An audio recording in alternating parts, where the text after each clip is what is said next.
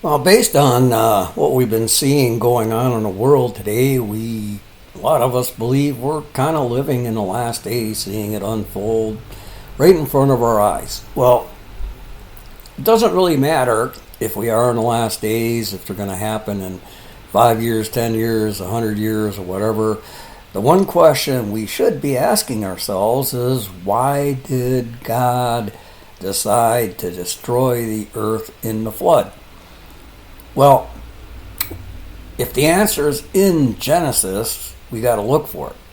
So we're going to take a look at Genesis chapter 6, and we're going to take a look at Genesis verse 2 today, which I think explains the whole situation. We have to realize that the Hebrew language is different from the English language. It contains different meanings for words, and a lot of times the same word can have a completely contrasting meaning. So there's another thing we got to realize about the Hebrew language. The Hebrew language that Moses wrote in is a lost language. There's a lot of information they've been able to dig up on the original Hebrew language, but since Jerusalem fell and the Israelites were spread across the nations, the Israelites who were, in the business, decided that they were going to adapt the language, the native language, the local language. And what they did is they blended a lot of the local language with their language. So basically, a lot of the original Hebrew was lost. But we do have enough of the Hebrew language in the Strong's Concordance and everything that was researched that can put us on the right direction. And then all we got to do is gather all the facts and start looking at it, do a lot of praying, and see what it reveals. So we're going to go through Genesis chapter 6, asking the question, why did God destroy the earth in the flood? What was the reason? What sin or sins did they commit that God said enough is enough? And I think we're going to find it here. And it came to pass, when men began to multiply on the face of the earth, and daughters were born unto them, the sons of God saw the daughters of men that were fair, and they took them wives of all which they chose. And we look at this, and we always accept it the way it is. We look at men as men, daughters as daughters. I mean, that's the way we've been brought up. And that's the way we've always read it, and that's the way we looked at it. And the Lord said, my spirit shall not always strive with man, for that he is also flesh, yet his days shall be 120 years. And there were giants in the earth in those days, and also after that. When the sons of God came unto the daughters of men, they bore children of them, and the same became mighty men, which were of old, men of renown. Genesis 6:4, I did another study on that. You can take a look at that. And I've got all the words, the original Hebrew words, and then you can take a look at that study. It should be easy to find. It's on my channel, so don't forget to subscribe. And God saw the wickedness of man was great in the earth, and that every imagination of the thoughts of his heart was only evil continually. Well, what obsessed human beings back in those days that caused God to make the decision to destroy the earth? And it repented the Lord that he had made man on earth, and it grieved him in his heart. What upset God so much? We're going to take a look at this today. And the Lord said, I will destroy man whom I have created from the face of the earth, both man and beast, and the creeping thing, and the fowls of the air, for it repents me that I have made them. Okay, so we're going to take a look at verse 2 here, that the sons of man saw the daughters of men that they were fair, and they took them wives of all which they chose.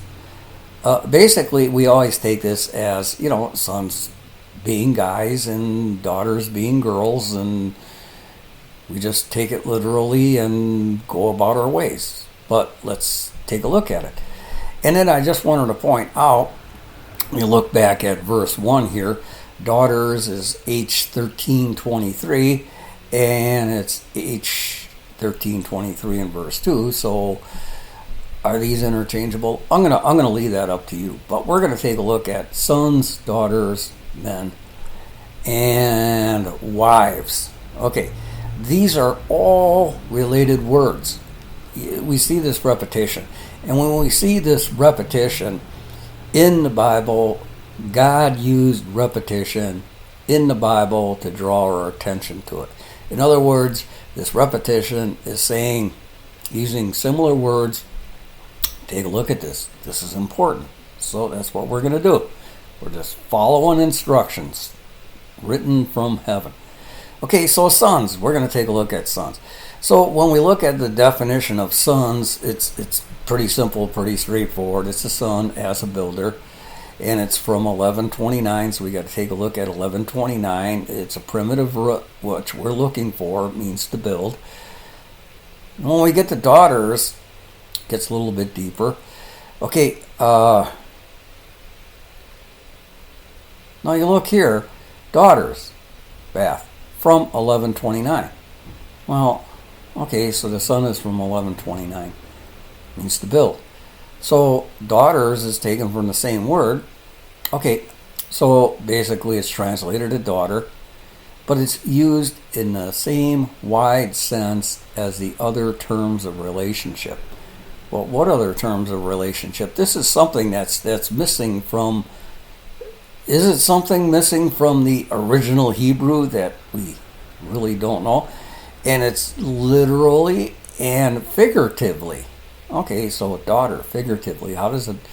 And we can think of 100 different ways the word daughter and woman and all that stuff is used figuratively throughout the Bible, especially when we get to Revelation, right? So that's 1129. We know already. We went through it. It means to build. So a son can build, a daughter can build, or the two get together and they can build. It relates to a family. Okay, in terms of a relationship, fine. We're used to seeing that. But this is also taken from, it's taken from 1129. And where do we get this? As a feminine of 1121. So a daughter is a feminine sense of 1121. What does 1121 mean in the Hebrew? So if we look at 1129, this is from 1121 we're looking at. It's from 1129. Keeps on bringing us back to this build. Okay, a son as a builder of the family in the wildest sense, including a grandson, subject, nation, quality, and condition. Okay, now wait a second. We're looking at the definition of daughters, which is 1323, but it's a feminine of 1121, and 1121 means a son. So, we're going to take a look at this in the end. And men, what's the Hebrew translation for men? It's from 11H119. It means Rudy. That is a human being, and 119 is to show blood in the face, that is flush or turn rosy. This keeps on reminding me of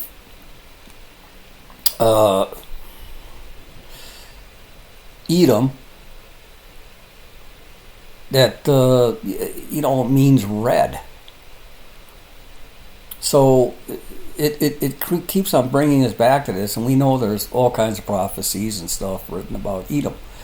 Okay, the wives, this is where it really gets strange. Wives is from 802, so we take a look at 802. Okay, the first form is the feminine. Okay, the first form is the feminine. but it's from H376 and H582. The second form is the irregular plural. And, the translators decided to use the word woman here. So they used one, which makes sense. A wife is what? Usually a woman. That's acceptable. That's the way we look at it. That's kind of the Christian way. But come on, let's take a practical look at what the world is today. In some states, you could be arrested for saying a wife has to be a woman. You could face prosecution. World is getting strange, but what was it back in the days where Moses was writing with the original Hebrew? So we're going to take a look at this H376. Because this word wives comes from 376. What does 376 tell us? It's contracted from 582, and this sounds kind of confusing. But what does 376 mean? It means a man as an individual or a male person. Wait a second. We're looking at the word wives. And the Hebrew that Moses used means a man as an individual or a female person. The first form is the feminine of a man. Okay, so we can accept that. But as we dig a little bit further, what does this 582 tell us? Okay, this is from 605, properly a mortal, hence a man in general. Okay. So, the sons of God looked at the daughters of men and took them as wives.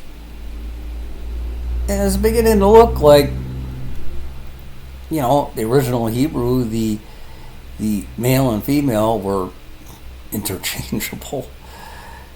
Is that what upset God? Okay, let's take a look at this 605 before we draw any conclusions. Okay, a primitive root, to be frail or feeble. So we're using a specific Hebrew definition for a man in a feminine sense is a female or a daughter, but in the other sense, it's a frail or feeble man, hence a man in general. But in this particular case, it's a frail or feeble man. And H120 goes into, this brings it down to the Rudy, that is a human being. It brings us back to this, what is it with Edom that we should be looking at and seeing? Okay, so we're going to take this Genesis 6-2, 6:2, and we're gonna break it down with the definitions that we found looking at the original Hebrew. That the sons, okay, the son is a builder, the family. Okay, so this is definitely a man. The sons of God saw the daughters. Okay, a daughter means to build, but it also means a son as a builder of the family name. Okay.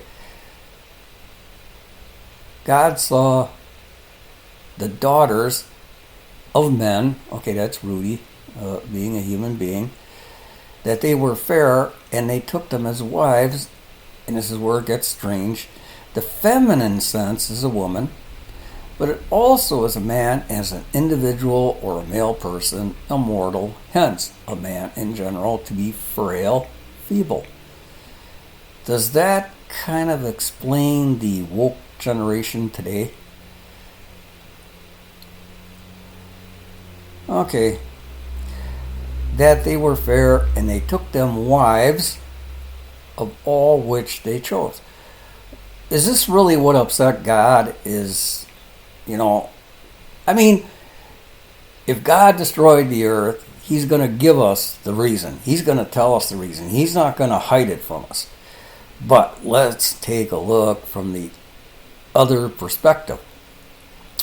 If the devil knows And the devil was there, and the devil knows that the reason God destroyed the earth because their minds were continually on, they were obsessed with men marrying men. Wouldn't the devil try to hide that? Isn't that why maybe the devil has come up with 1,000 interpretations for this giants of men and everything else that we keep on hearing about, and we've just grown used to accepting what people tell us about it? God saw this wickedness of man that was great on the earth, and that every imagination of the thoughts of his heart were only evil continually. Now, when we look at this, I mean, you decide. Why did God get so upset with the earth, and what were men doing that upset God? So I'm going to leave that up to you, but don't forget to like, don't forget to subscribe, don't forget to share this stuff. I mean, if this was the reason the earth got destroyed, we got to ask ourselves, why are they passing laws that make it uncomfortable for us to talk about what we're finding in the Bible because it doesn't agree with the agenda of basically the people that are controlled by the devil and his demons? This is beginning to all fit together, isn't it?